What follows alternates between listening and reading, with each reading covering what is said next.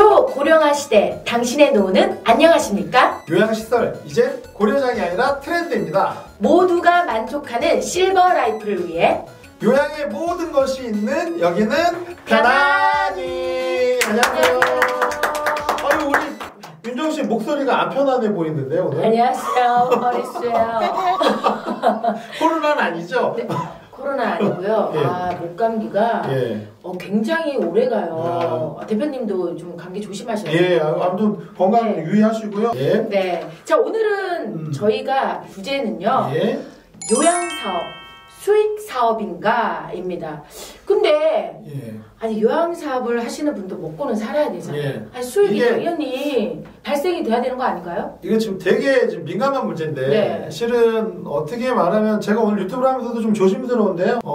여러 뭐 대기업들이라든지 아니면 개인분들이라든지 또 실제로 이렇게 시설을 새로 짓고 싶은 분들하고도 얘기를 많이 하고 네네. 또 기존에 운영하고 싶으신 분들하고도 말씀을 많이 나누고 있어요. 네. 근데 이것 중에서 이제 가장 그 중요한 화두 중에 하나가 과연 이 요양사업 특히나 그 요양원이나 요양병원 네. 이런 것들이 수익 사업이냐 아니면 이게 무슨 복지 사업이냐 여기에 대한 개념 정리가 정말 많이 필요한 것 같아요. 헷갈리긴 해요. 헷갈리기도 하고 정말 애매하죠. 정부도 지금 막 노인들 고령화 시대는 막 되게 심해져 가고 있는데 시설들한테 마냥 지원해줄 장기 요양보험 재정이 지금 넉넉하지가 않은 상태예요. 네, 네. 그러다 보니까 이게 지금 괴리가 엄청나게 심해지고 있습니다.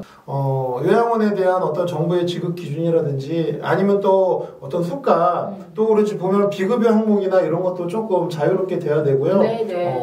이게 일반적인 뭐 수익 사업처럼 폭발적인 수익률까지는 아니어도 서로 납득이 갈 수 있는 그런 체계가 이루어져야 됩니다. 네. 근데 그 돈을 주는 걸 정부 자금으로 다 주는 게 불가능하다고요. 그리고 맞지도 않아요. 정부가 그렇게 공식적으로 돈을 다 줄 자금도 없지만 그렇게 계속 하다가는 나중에 감당할 수 없게 되기 맞아요. 때문에 저는 지금부터라도 뭔가 여러 가지 그 회계라든지 정부 재정과 관련해갖고 공식적인 논의도 필요하고 조정도 필요하다고 생각을 네, 합니다. 네, 네. 그래서 건전하게 운영도 가능하고 다만 이제 정부 입장에서는 네. 이렇게 각종 그 요양시설이나 또 방문요양에 대한 재가 요양하시는 분들한테 지원을 했는데 네. 그게 정말 적정하게 잘 쓰이고 있는지 감사를 하고 네. 통제를 할 수 있는 효율적인 시스템을 네, 네. 갖춰서 그렇게 했으면 좋겠어요. 제가 아무튼 이 일 진행하면서 진짜 너무 깝깝한 게 이게 수익 사업인지 복지 사업인지 이도 아니고 저도 아니고 책임지는 사람도 없고 그냥 다들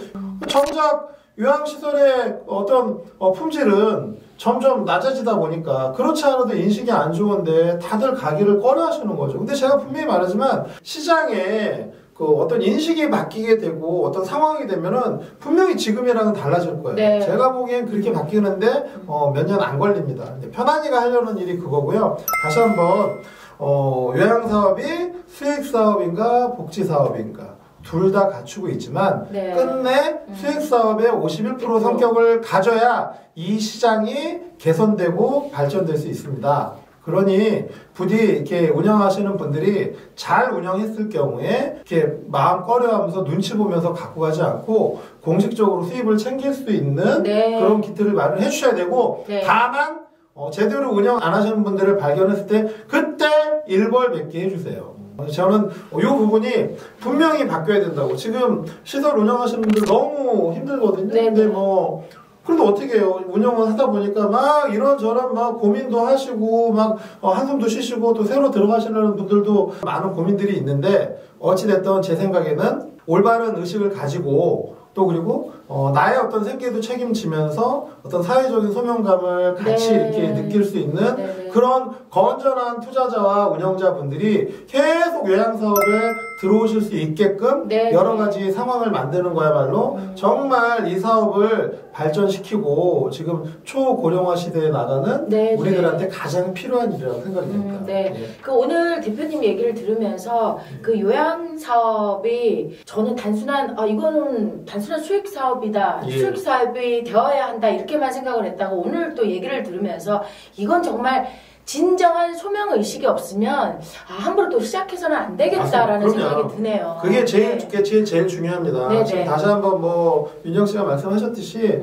제가 이제 수익 사업이라고는 하지만 이게 무슨 폭발적으로 이렇게 돈을 많이 받을 수 있는 그런 사업은 그런 생각을 하신다 그러면 이 사업에 들어오시면 안 돼요. 네. 제가 말하는 수익이라고 하지만 네. 이 사업은 수익 사업이라고 해도 그런 사업은 아닙니다. 맞아요. 다만 어느 정도 안정적인 수익과 그리고 내가 사회에 의미 있는 일을 할 수 있고 또 가족끼리도 좀 존재감을 느끼면서 할 수 있는 사업 네. 그렇게 생각을 하시면 충분히 의미가 있고요. 그런 부분과 관련해서 고민이 있으신 분들은 편안히 해서 언제든지 상담을 해드리겠습니다. 그리고 네. 다시 한번 말씀드리지만 이미 요양사업을 운영하시고 계신 원장님들, 센터장님들 어려우신 부분 저도 분명히 인지를 하고 있고 정부도 어느 정도 인지하고 있습니다. 앞으로 좀 개선이 될 거고요. 그리고 솔직히 말씀드리지만 과거에 있었던 나쁜 관행들 바꾸시지 않으면 정말 나중에 이제 문제가 될 수 있습니다. 시대가 변화하고 있고요. 이쪽 요양사업의 트렌드도 바뀌고 있습니다. 아마 1, 2년간 정말 급격한 변화가 있을 거고 그 변화에 잘 맞춰서 본인이 하고 있는 시설들을 개선하신 분들은 지금보다 훨씬 나으실 수 있을 거고요. 네네. 과거의 관행에 이렇게 묻어 계신 분들은 2, 3년 내에 시장에서 정말 냉정한 평가를 받게 되실 거라고 제가 감히 말씀드리고 싶습니다. 네. 자, 오늘은 요양사업, 수익사업인가를 놓고 이야기를 한번 나눠봤습니다. 앞으로도 저희 편안히는 요양에 관한 모든 것들을 함께 고민하고 해결해 나가도록 하겠습니다. 여러분의 실버 라이프가 골드 라이프가 되는 그날까지 편안히의 노력은 계속됩니다. 여러분 이번 한 주간도 다 함께 편안히 목소리를